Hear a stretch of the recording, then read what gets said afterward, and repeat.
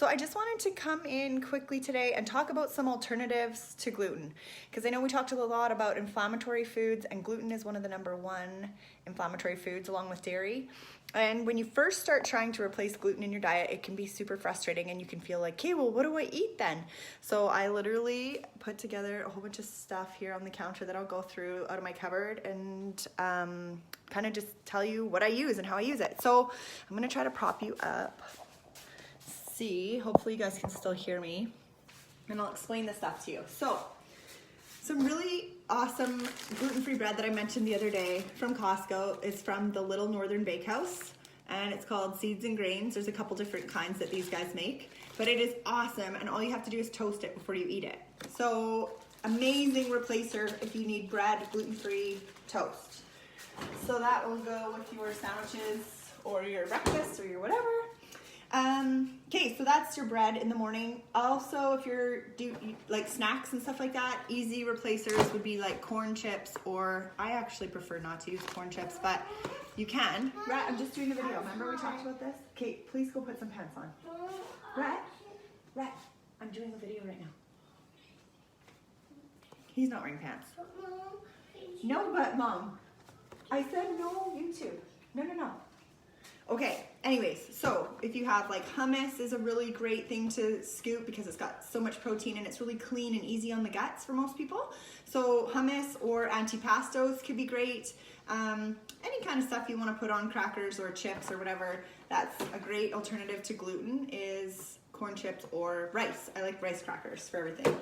Or if you get like the big puffed wheat or puffed rice squares or what are they called? Cakes. Rice cakes, those are good too.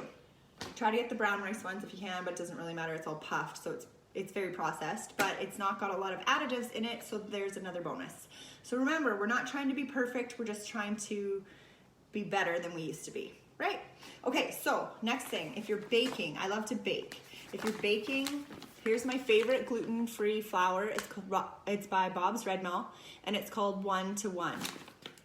1-to-1 baking flour. Now he also has an all-purpose flour, which is not as good. I like the 1-to-1. So definitely you can order that online, or you can get it, I get it at Save-On or at Superstore. So wherever you need to buy that, Bob's Red Mill 1-to-1 replacer.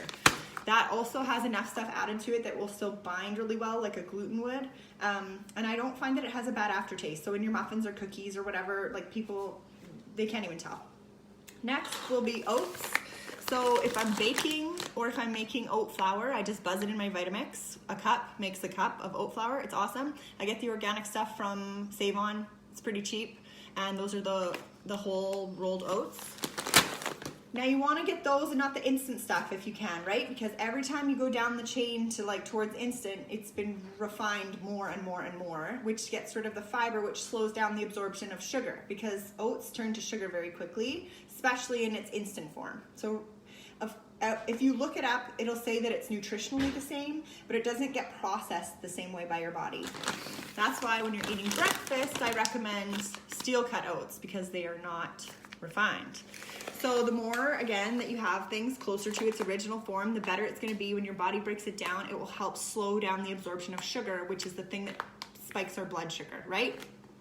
Brown rice, same thing. White rice will actually, on the glycemic index, it will spike it really, really fast because it can turn to sugar quickly in the body.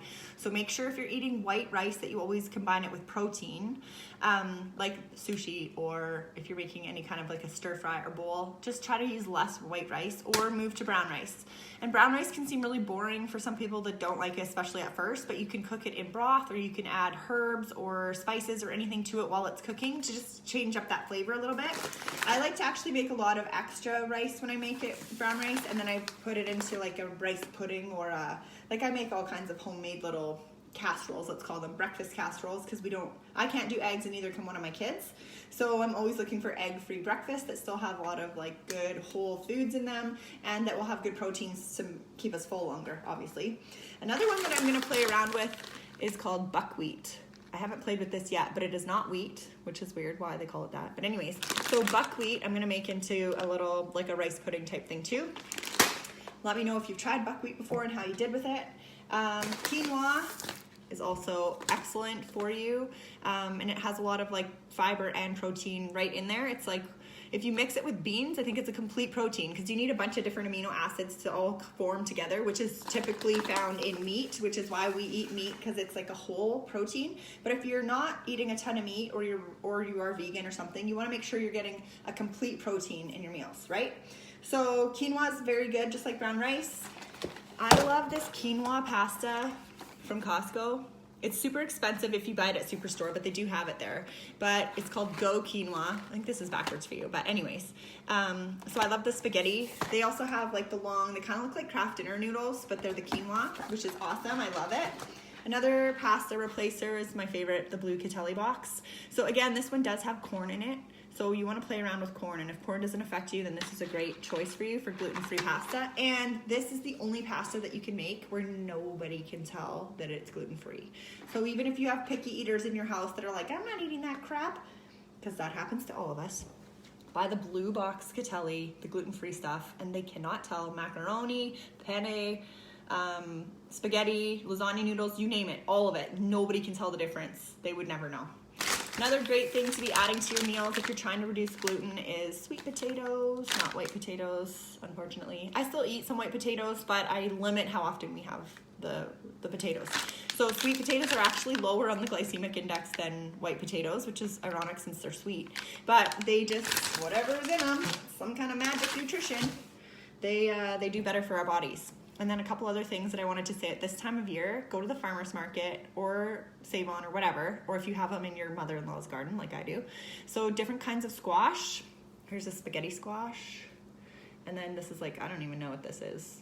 Acorn squash, gourd. I don't know, it's got some crap coming out of it. But anyways, so you just bake them and see how you like them. This week I'm actually gonna make a shrimp pad thai with spaghetti squash instead of noodles. So I made that last year and it was so freaking good. And I just Googled shrimp pad thai. I don't even know if I added spaghetti squash. But anyways, I just baked the spaghetti squash and then you use the fork to pull the noodles out of the squash. And then you just serve your pad thai on top of it. It's amazing. So we just modify our pad thai recipe depending on what we have to do. So for us, I don't put garlic in mine. And I don't ever add peanuts because one of my kids is anaphylactic to peanuts. So that's not a thing we add. But I mean, you can play around with all these different foods so easily. And none of them include gluten. So if you're trying, especially at the beginning, to replace wheat in your diet, here's some really good ideas for you. Hopefully that was helpful. The only other thing I wanted to talk about was dairy. So I'm just gonna pull out a couple of dairy alternatives out of my fridge that are my faves. This is my favorite, Oat Milk, Earth's Own. And I like the unsweetened one. This is a new oat milk that they just came out with at Costco called Susie's Oats. And the only ingredients are oats and water, which sounds great, but like, I don't know why the sugar's so high in it. A cup, 14 grams of sugar, super high for milk alternative. This one is 6 grams for 1 cup. That's why I love this one. This is what I feed to my baby instead of milk. I don't feed him 2% or Homo or anything. And then this is like our newest fave, Milkademia. It's unsweetened and it's so good. Sugar content is, reading in French, 0.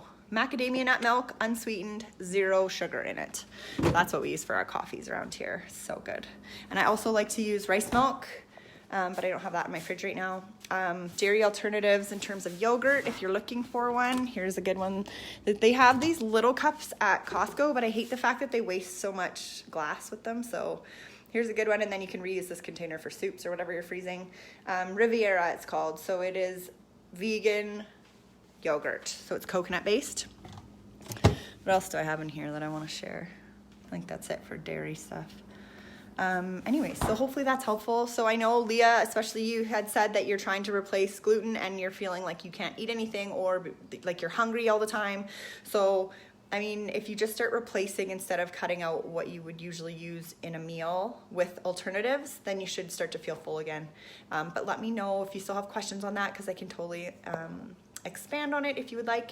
But anyways, hopefully that was helpful. I included all those foods on the list that I had given you guys, the grocery suggestions list. So even if you just try 2 of those things to add to your next grocery run and just start to play around with it, I think clean eating should be more about getting excited about trying new things as opposed to like, I can't eat anything, because I think that's where we go to, and we need to stay away from allowing ourselves to rebel against ourselves, because we all know that we're gonna say, I deserve this. So the beautiful thing about these things is you just start making your meals with these kinds of ingredients instead of wheat pasta or wheat bread or buns. And then all of a sudden you realize, oh, I went like 5 whole days without even eating wheat. So for a lot of us, it's not about cutting it out completely. It's just about reducing it big time. So hopefully that was helpful. Anyways, talk to me guys if you have any questions. Cheers.